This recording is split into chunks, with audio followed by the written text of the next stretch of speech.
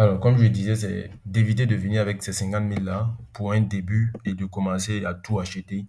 Ça ne va pas vous servir à quelque chose. D'ailleurs, si vous voulez vous concentrer, c'est mieux.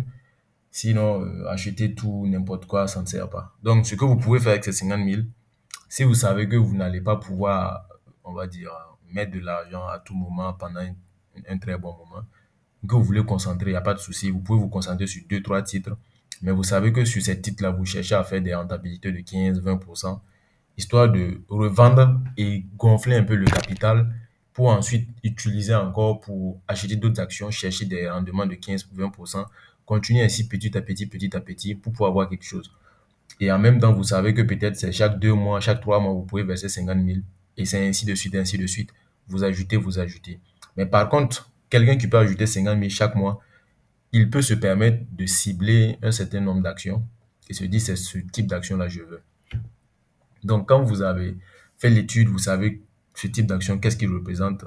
Les actions, on les appelle des actions de rente. Ça veut dire qu'ils nous versent de l'argent chaque année. On sait que les entreprises vont très bien. Donc, on peut mettre notre argent là-bas pour avoir un revenu passif. Mais quand on n'a pas un revenu assez élevé, ça ne sert pas de chercher à avoir des revenus passifs avec 50 000. Donc, ce qu'on fait, c'est qu'on achète des titres qu'on juge sous-évalués. Il y a des méthodes de calcul pour ça, mais ce n'est pas la question du jour.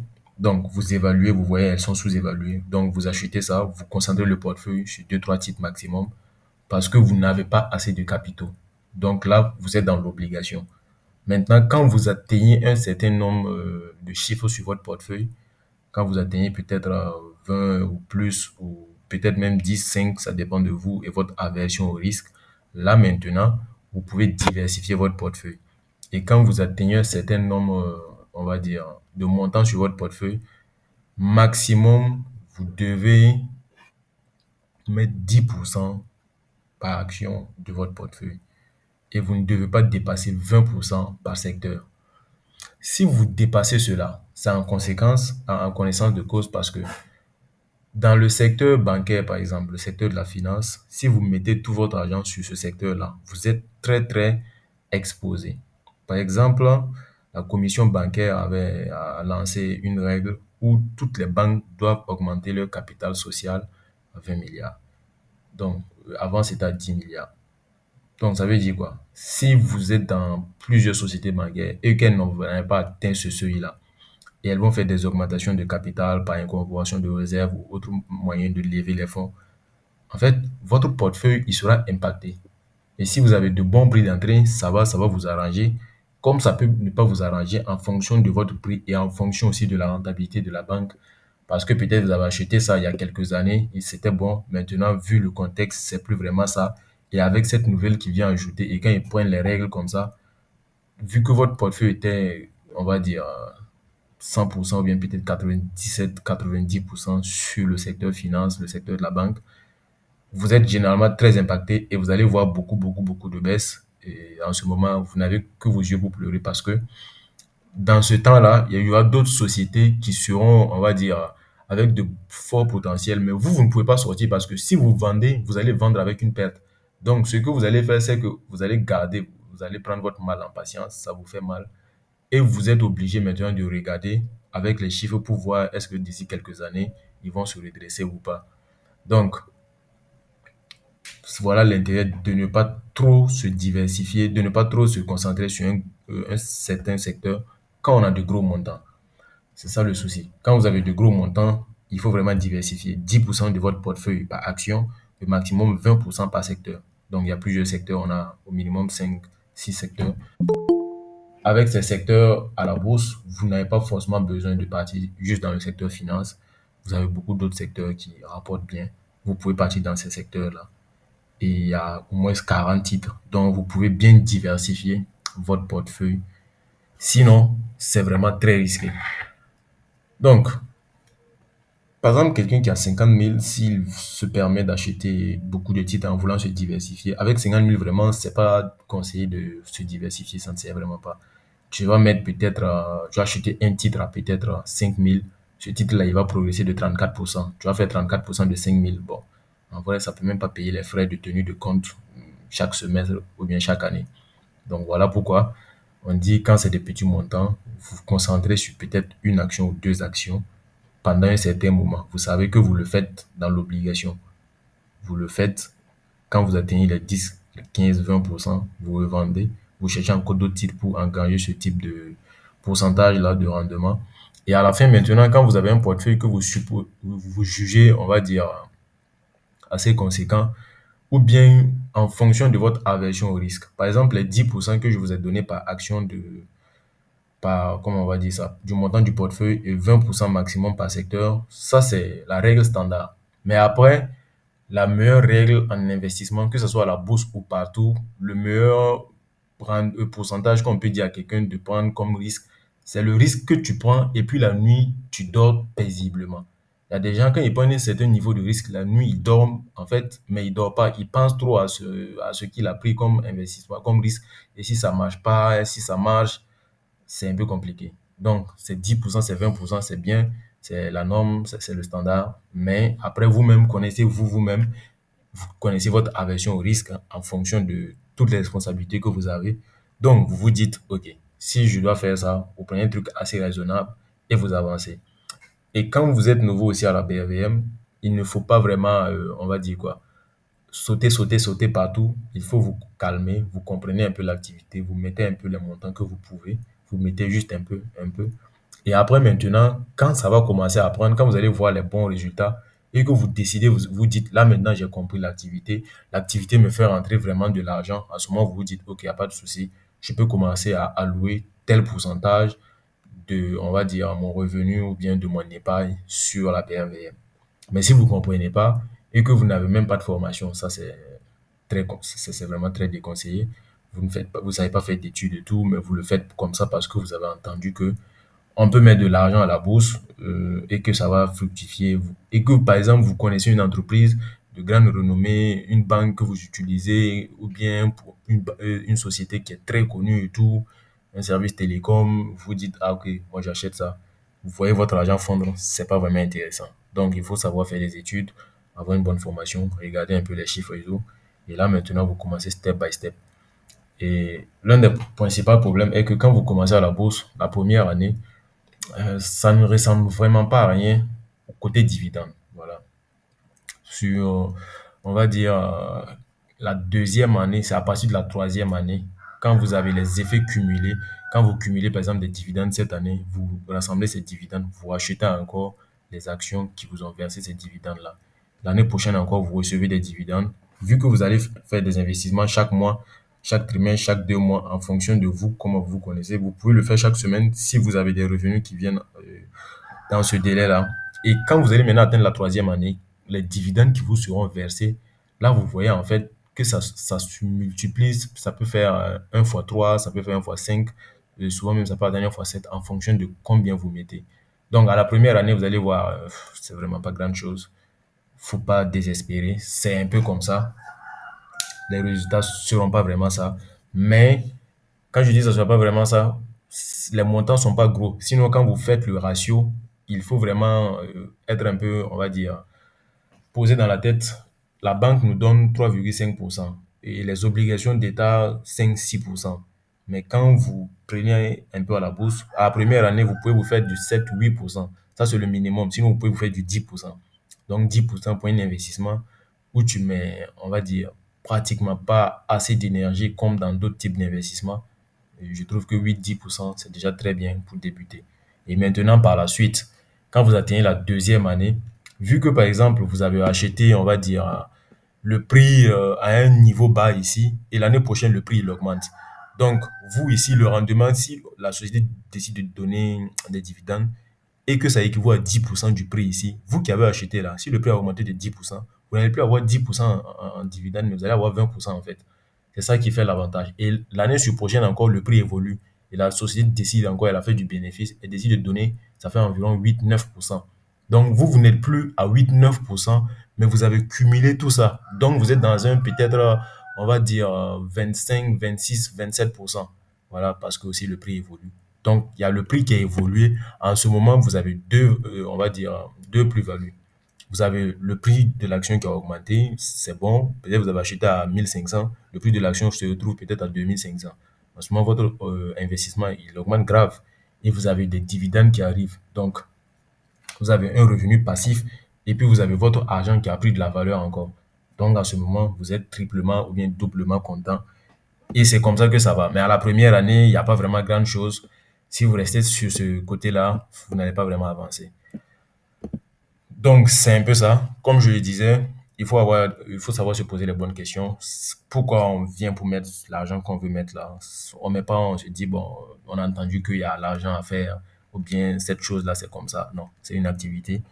C'est quoi ton objectif? C'est des revenus, c'est la croissance, ou bien c'est la sécurité? Comme je dis, par exemple, il y a des gens qui ne veulent pas perdre de l'argent. L'argent qu'il met, il veut que d'ici 5 ans, je le trouve minimum ce montant-là. Donc, si tu veux que ce soit garanti, il y a les obligations d'État. C'est pas avec de gros pourcentages, c'est pas bien rémunéré. Mais quand même, tu dépasses les 3,5%, tu as 5-6%, ça va. Donc, si c'est cette sécurité que tu cherches, il y a ça là-bas. Maintenant, si c'est la croissance, ça veut dire que tu regardes des entreprises, peut-être, on va dire, entre griffes, qui ne vont pas bien, et tu te dis, en fonction de tout ce que je vois, les perspectives et autres, il se pourrait que d'ici 5 ans, ça aille bien. Donc, on va essayer de voir sur ces sociétés-là pour voir ce que ça peut donner. Si c'est le revenu aussi que tu veux, tu fais l'étude des sociétés, tu vois celles qui ont l'habitude de payer généralement, et tu vois, est-ce qu'elles, là, en fonction de la réserve, par exemple, tu peux voir le report à nouveau, est-ce qu'elle a assez d'argent dans sa réserve? Est-ce qu'elle peut subvenir à ses besoins elle-même? Est-ce qu'elle n'est pas trop endettée? Tous ces critères-là. OK, je mets mon argent dessus.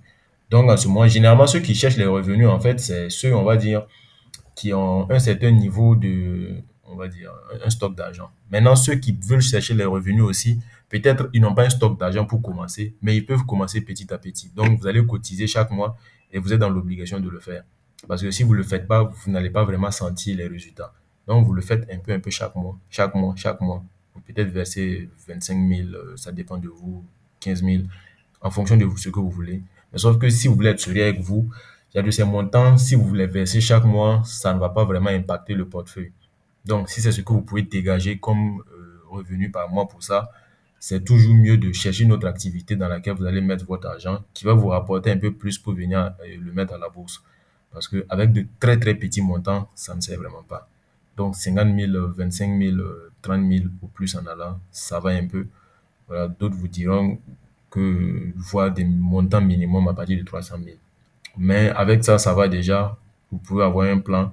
L'objectif, c'est de respecter, d'être discipliné, de suivre le plan jusqu'à la lettre. Parce que si vous ne le suivez pas, si vous ratez un mois, ce que vous avez prévu, c'est pas probable que vous atteignez les résultats que vous êtes fixés pour peut-être 3 ans, 5 ans. C'est pas possible. Donc, quand vous connaissez votre objectif, l'horizon aussi, vous le cherchez, c'est court terme, moyen, long terme. Donc, en fonction de tout ça, vous allez voir, il y a des actions, le prix évolue un peu plus rapidement que d'autres. C'est un peu plus volatile, c'est comme ça on les appelle. Il y a d'autres qui sont moins volatiles, mais qui sont sûres. Elles évoluent lentement. Il n'y a pas trop de variations brusques, mais sûrement. Donc, il y a tout ça à voir. Et comme je dis, l'aversion au risque, est-ce que tu es prêt à supporter une baisse? Et quand il y a baisse, tu es prêt à supporter jusqu'à quel niveau? Donc, si vous êtes un peu fragile, c'est un peu compliqué. Si vous voyez que tout ça c'est compliqué, il y a des fonds communs de placement. Donc, on les appelle des FCP. Si vous ne pouvez pas gérer tout ça, vous voyez que vous avez un petit montant que vous pouvez vous permettre de mettre. Il y a des FCP avec des parts. Donc, les fonds communs de placement, c'est quoi? C'est des sociétés qui ont l'agrément de l'autorité des marchés financiers. Ils interagissent sur le marché, les obligations, les actions et tout. Donc, ce qu'ils font, c'est qu'ils permettent à ceux qui ne veulent pas aller investir leur argent ou bien qui veulent passer par d'autres personnes, bon, par des intermédiaires, ils ont des paniers qu'ils proposent. Donc, vous allez voir, il y a des paniers d'actions, un tel pourcentage d'actions, un tel pourcentage d'obligations et vice-versa. Et en fonction de l'aversion au risque du client, l'objectif recherché du client avec beaucoup, beaucoup, beaucoup de détails, ils vont vous proposer un panier et maintenant votre travail, c'est juste d'approvisionner. Vous achetez des parts en fait de ce fonds-là. Et en ce moment maintenant, ça ne dépend plus de vous. Vous n'avez pas à faire d'études de marché et tout, et tout, et tout.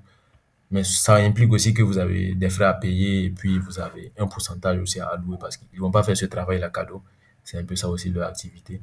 Il y a un peu d'FCP au Burkina. Il y a quand même au minimum, je pense, trois. Il y a partout en Afrique de l'Ouest. Donc, toutes les sociétés de gestion d'intermédiation qu'on appelle SGI, et les FCP, elles sont faites en fait pour travailler sur tout le marché. Donc, que vous soyez au Burkina Faso, au Bénin, au Togo, au Mali, au Niger, en Côte d'Ivoire, vous pouvez ouvrir des comptes dans ces différents pays-là, ou bien dans une société qui se trouve dans un pays différent du vôtre, mais qui vous permet d'exercer. Par exemple, moi, personnellement, j'ai des comptes au Burkina Faso et des comptes au Sénégal et en Côte d'Ivoire. Il n'y a pas de souci, je peux travailler tranquillement. Ces sociétés-là ont l'agrément pour travailler sur notre marché sous-régional. Donc, vous n'avez pas forcément besoin de rester dans un seul pays. Et ça aussi, il faut diversifier.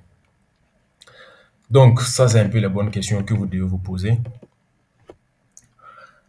Donc, pour le modèle de portefeuille en fonction du budget, on vient de le voir tout de suite. Je pense que on a un peu vu ça. Donc, pour 50 000, une action bien analysée, ça va. Pour 100 000, deux à trois actions complémentaires comme croissance et dividende. Pour 300 000, une diversion sectorielle avec une vision long terme. Ça dépend maintenant de votre aversion au risque. D'autres personnes seront prêtes, par exemple, s'ils ont un compte de 2 millions, à mettre les 2 millions sur un seul titre.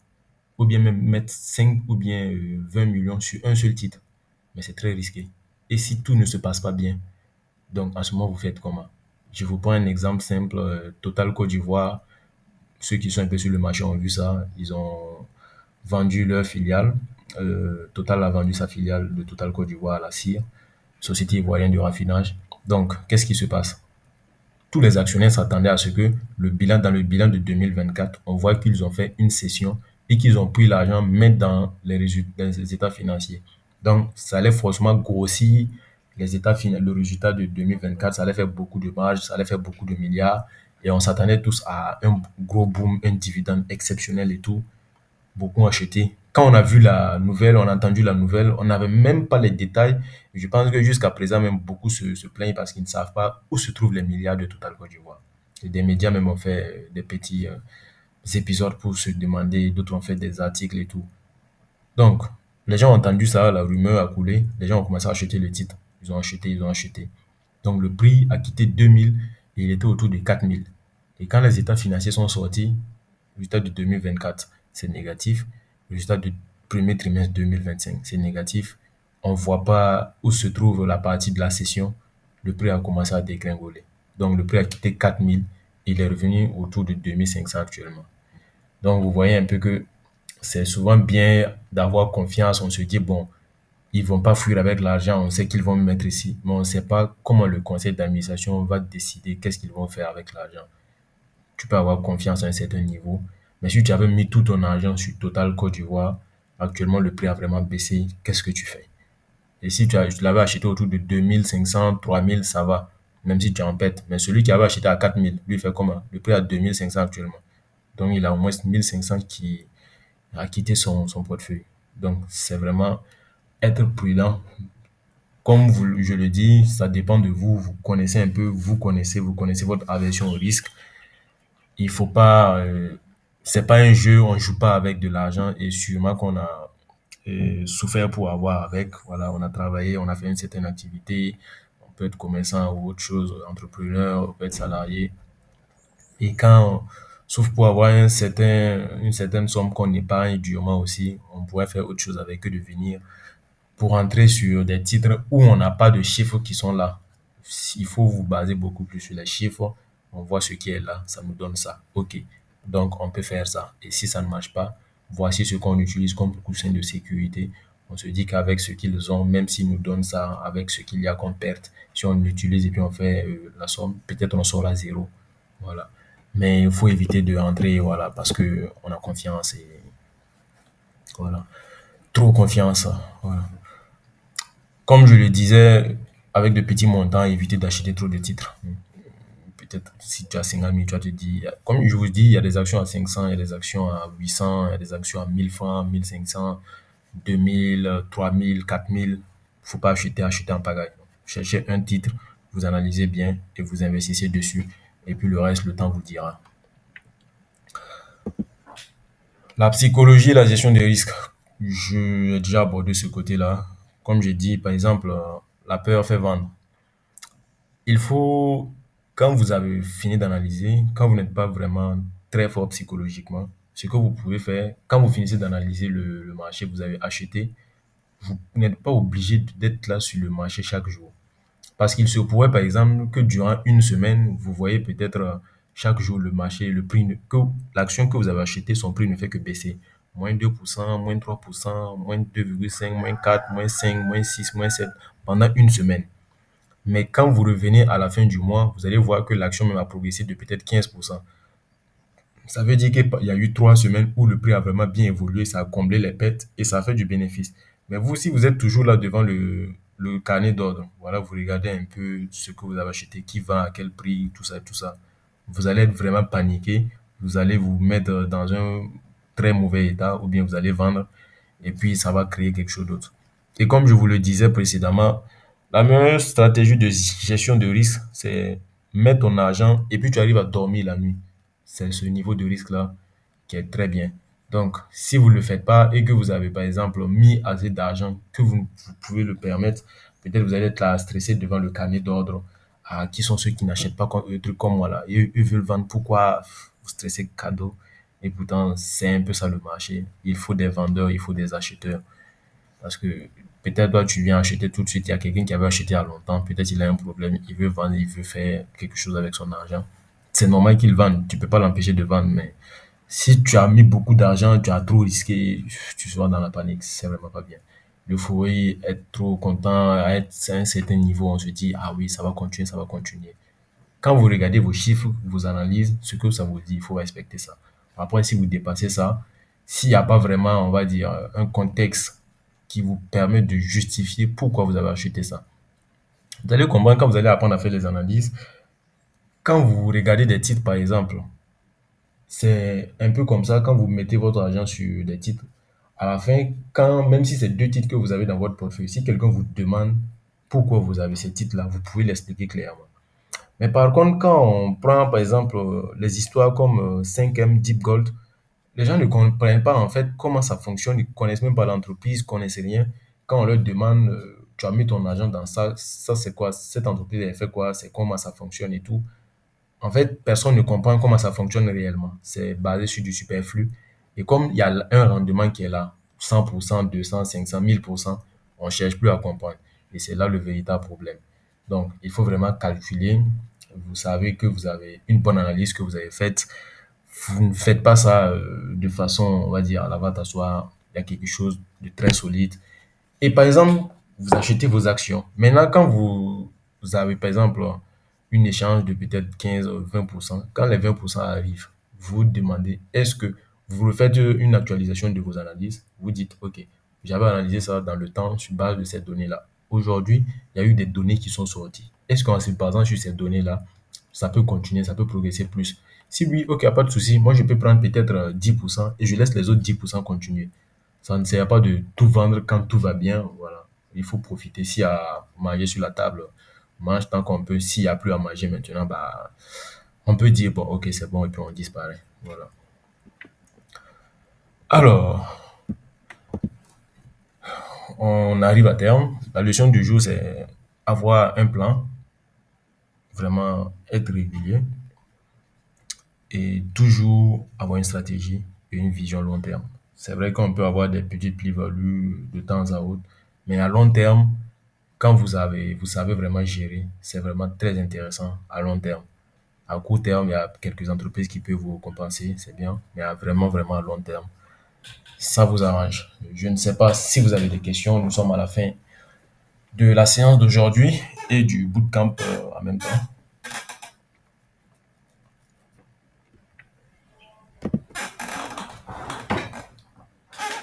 Oui, je vois une personne qui a levé la main. Vous pouvez poser votre question si vous avez. Bonsoir à vous, vous allez bien, j'espère. Oui, ça va bien.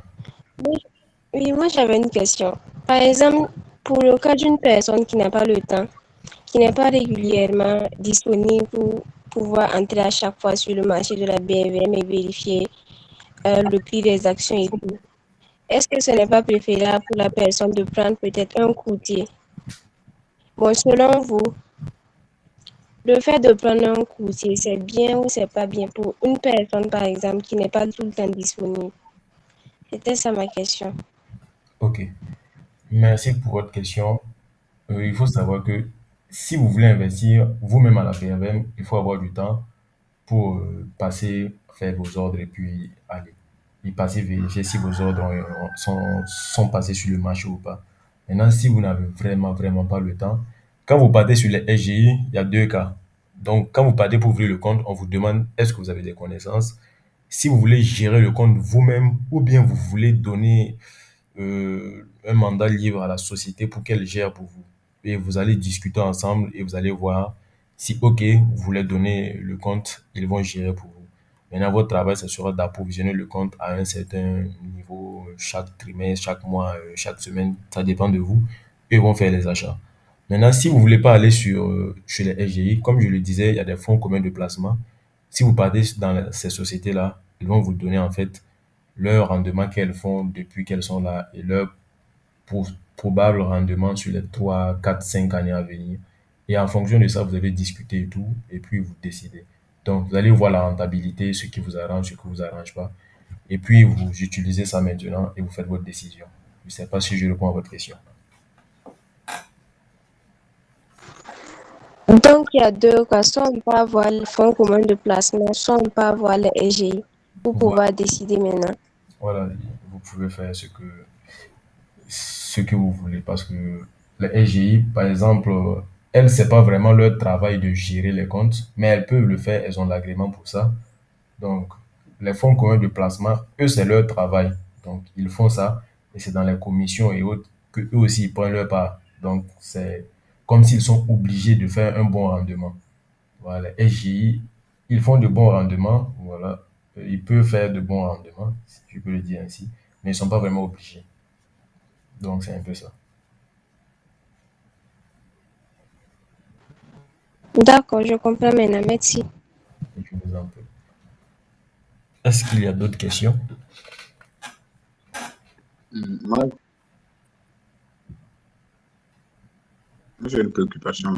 Oui, allez-y. D'accord. Là, j'ai parlé tout de suite de revenu passif. Je n'ai pas connaissance. Je dois mieux comprendre ce que c'est que le revenu passif. Ok. La deuxième question relative au niveau de répartition des dividendes. Je ne sais pas. Pour quelqu'un qui investit, bon, pour deux personnes, c'est-à-dire qu'il y a une personne qui a, une première qui a investi en janvier, la Mhm. même qui vient investir au cours du mois de septembre ou octobre, comme ça, la même somme. Je ne sais pas, ces deux mêmes personnes-là vont avoir, au niveau du partage de dividendes, là, vont avoir le même montant, je ne sais pas. D'accord. Et là, pour terminer, et Mhm. la dernière, c'est, comment on appelle, la date de répartition de dividendes. Je ne sais pas comment ça, est-ce que ça se passe. D'accord. La période, quoi, c'est ça. D'accord. Voilà, j'en ai fini. D'accord. Merci. Mm. Alors, pour le revenu passif, c'est un revenu qui vient sans on intervienne, si on veut le dire ainsi. Donc, c'est comme ce que les gens disent littéralement, tu dors, ton argent dort. Donc, quand tu achètes, tu as des actions qui versent beaucoup de dividendes. Tu vois, par exemple, la fois passée, j'ai reçu des dividendes de Sonatel, c'est Orange du Sénégal. Donc, c'est ce type Mhm. de revenu-là qu'on appelle revenu passif. Tu as des actions et D'accord. tu reçois des dividendes chaque année. Ok. D'accord, c'est compris. Merci. Voilà. Maintenant, la question sur, comment on appelle ça, les dividendes. Deux personnes, voilà, Ouais, c'est ça. Mhm. ça dépend maintenant. Par exemple, il y a des sociétés qui vont vous verser des dividendes, on va dire, en novembre. Donc, quelqu'un qui achète les actions peut-être en janvier et celui qui achète en septembre. Mhm. Tant qu'on va verser en novembre, Mhm. tout le monde va recevoir. Mhm. Par exemple, si on prend par exemple, aujourd'hui c'est le 1er juin, si une société devait payer des Oh oui. dividendes demain, celui qui a acheté ses actions, Mhm. on va dire vendredi, il va recevoir les dividendes, sauf s'il y a une condition. Donc, mais Ah, chez nous, ici, d'accord, à la ok. BRVM, c'est quoi? Les Oui. dividendes, elles se Mhm. versent généralement 2 jours après qu'on ait détaché le prix en fait de l'action. Ça veut dire quoi? Mhm. Si on doit verser par exemple le premier, on enlève Mhm. 2 jours ouvrés en fait. Ça veut dire à partir du jeudi, si vous n'avez pas ces Oui. actions-là, vous ne pouvez pas recevoir les dividendes. Donc, généralement, dans le calendrier des dividendes, vous allez voir ex-dividende et date de paiement. Ex-dividende, c'est C'est 2 jours ça. ouvrés avant la date de paiement. Donc, il faut que vous ayez les actions avant Mhm. cette date-là. Et c'est C'est c'est ce jour-là qu'on va faire le détachement. Donc, si l'action fait, par exemple, je prends un exemple, je dis n'importe quoi, fait 2500 et qu'ils vont payer des dividendes mhm. 150.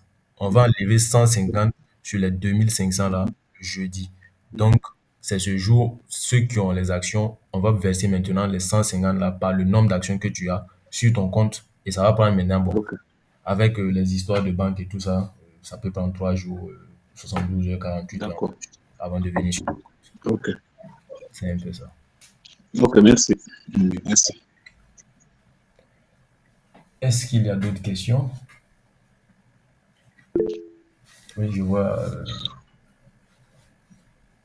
Bingboué, vous avez levé la main, vous pouvez poser votre question. Ok. Bonsoir. Oui, bonsoir. Bon, moi, ma question, c'était au niveau des obligations d'État. Oui. Est-ce qu'il y a un minimum d'obligations qu'il faut accepter si tu veux faire une transaction ou bien, voilà, même si c'est 5, 10 obligations, tu peux accepter? Alors, pour les obligations, il n'y a pas de minimum. Voilà. C'est vraiment un terrain que je ne maîtrise pas parce que je ne vois pas l'intérêt d'acheter des obligations à 5% si je peux avoir des Ok. actions qui peuvent me donner du 20%. Mais il n'y a pas de minimum. Ok. Vous voyez, avec votre EGI, quand on fait l'appel à épargne publique, vous dites que vous voulez vous placer sur ça. Donc, la EGI va collecter les fonds de tous ceux qui veulent aussi. Elle va aller se positionner sur le marché pour pouvoir, en fait, Ah, avoir une bonne partie. C'est un peu ça. Donc, il n'y a pas de ah, minimum. ok. Tant qu'on dit qu'une Ok. part c'est 10 000, si vous pouvez vous payer comme vous voulez. Ok. Voilà. Merci bien. Je vous en prie.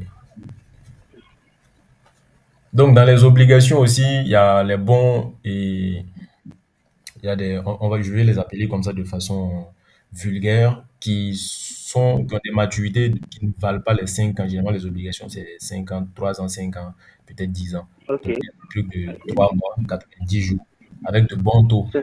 Généralement, la part Ah, nominale, ça vaut au minimum 1 million. Donc, c'est pas des trucs de 10 000. c'est ça, c'est ça, c'est ça. Voilà. Donc, à ce Ok, type, ok, ça marche. ceux qui ont assez d'argent peuvent se positionner sur ce type d'obligation aussi pour avoir quelque chose en 90 jours, histoire de faire tourner l'argent ailleurs aussi. Ok. Ok, merci bien. Je vous en prie. Est-ce qu'il y a d'autres questions?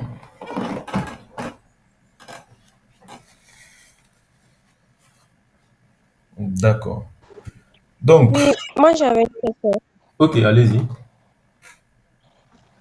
Est-ce que quelqu'un peut commencer à gérer son portefeuille lui-même et entre-temps le confier à quelqu'un d'autre, par exemple à un fonds commun de placement ou bien à une société de gestion et d'intermédiation? Pour le fonds commun de placement, c'est pas possible parce que le fonds commun de placement n'utilise pas le compte de la personne. C'est un fonds, c'est comme un panier si vous voulez. On va le dire ainsi, vous avez votre panier, mais avec une autre société. Eux, ils ont leur panier qui est pour eux. Donc, ils ont fondé cette société-là, ils ont créé leur panier avec les différents types de supports qui existent. Et maintenant, ils mettent ça sur le marché. Et quand vous venez, vous achetez des parts. Donc, quand vous venez, c'est pas les actions que vous aviez dans un autre panier qui les intéresse. C'est combien vous pouvez mettre en liquidité chez eux pour qu'ils utilisent encore pour créer un nouveau panier, si vous comprenez de façon littéraire. Maintenant, pour la SGI, je ne sais pas si c'est possible parce que moi, je gère tous mes comptes, je les gère moi-même. Donc, je ne sais pas si c'est possible ou pas. Après, maintenant, c'est une discussion entre vous et la SGI. Et puis, ils vont vous prendre ces trucs-là, comme on appelle les identifiants, et puis ils vont gérer s'ils le font. Mais après, si vous commencez à le gérer, je ne vois pas pourquoi vous voulez repartir sur une SGI. Mais si vous voulez, vous pouvez aller vous entendre avec eux. Et puis, s'ils acceptent, vous vous entendez. Et puis, bon, c'est du business.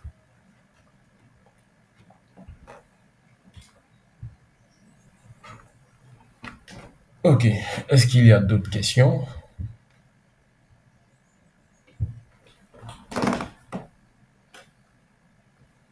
D'accord. S'il n'y a pas d'autres questions, je profite de l'ouverture pour vous annoncer que nous organisons une formation en présentiel payante à Ouagadougou le 28 juin.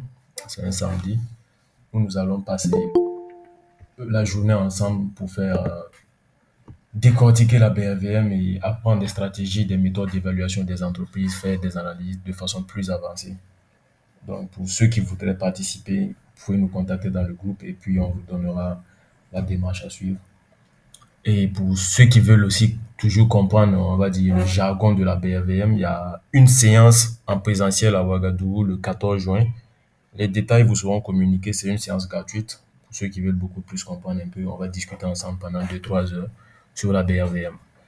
Donc, c'est ce qu'il y a pour le moment. Et restez connectés. On a nos outils qu'on va mettre en ligne bientôt. La semaine qui arrive, on va commencer avec 2-3 actions et puis on verra ce que ça va donner. Si vous n'avez pas de questions,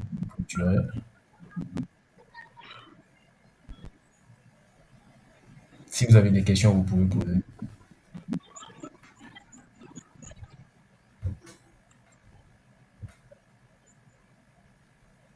Bon, pour moi, ce n'était pas une question en tant que telle, D'accord. mais c'était pour revenir un peu sur ce que la fille disait tout de suite. D'accord. Bon, si tu commences avec une gestion, bon, tu commences une gestion libre, bon, dans les arguments sur ça, on dit une gestion libre. Oui. Ça, c'est toi-même qui es mort. Tu n'as pas besoin, si c'est à long terme que tu veux investir, tu n'as pas besoin d'être là tout le temps pour vérifier si ça va. Bon. Tu peux suivre les actions que tu analyses bien, tu achètes même, tu peux faire, si tu as l'argent que tu mets, tu achètes, tu peux faire un mois même sans revenir sur la plateforme. Mais tu n'as pas besoin de revenir si tu vis du long terme. Donc, en fonction de ton horizon, tu n'as pas forcément besoin de revenir. Donc, tu n'as pas besoin d'être là tout le temps sur la plateforme. Bon, c'est quand tu veux faire généralement du trading. C'est ceux qui font du trading généralement qui sont obligés d'être là tout le temps sur la plateforme pour manipuler, ainsi de suite. Voilà, c'est un peu ça. C'est juste ma petite contribution. D'accord, merci bien. Merci. D'accord. Sur ce, si vous n'avez plus d'autres questions, on va vous remercier pour votre présence durant ces 3 jours et excellente suite à vous. Et on vous tiendra informé des différentes formations et différentes séances qu'on va tenir dans le groupe WhatsApp. Ok. Merci et bonne soirée à tous. Merci bien.